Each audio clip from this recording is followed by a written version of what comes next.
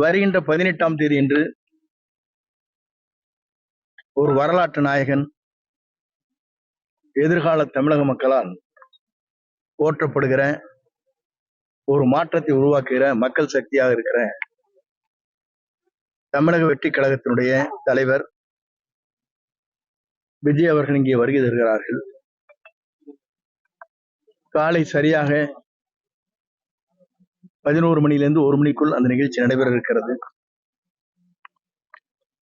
அதற்கான ஏற்பாடுகளை நாங்கள் அனைவரும் சீரோடும் சிறப்போடும் ஏற்பாடுகளை செய்து வருகிறோம். இந்த நிகழ்ச்சி அரசு அலுவலர்கள் கேட்டதை போல ஏற்ப பல்வேறு பணிகளை நாங்கள் நிறைவேற்றி தருவதற்கு அந்த நடவடிக்கையின் காரணமாக என்னென்ன ஆலோசனை சொல்கிறார்களோ அந்த ஆலோசனையை ஏற்று பணிகளை நிறைவேற்றுவதற்கு நாங்கள் தயாராக இருக்கிறோம். இந்த நிகழ்ச்சி என்பது முதலிலே தமிழகத்திலே பாண்டிச்சேரிக்கு பிறகு தமிழகம் வருகை தர இருக்கிறார்கள். இந்த நிகழ்ச்சி என்பது ஒரு வரலாறு படைக்கின்ற நிகழ்ச்சியாக இது அமையும்.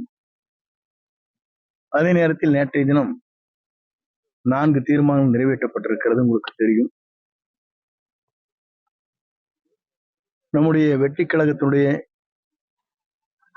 மக்கள் நாயகன், மக்களால் எதிர்காலத்தை அருகிலே அமர்த்தப் போகிற வெற்றி கழகத்துடைய தலைவர், அவர்தான் தமிழ்நாட்டின் முதலமைச்சர் என்பதை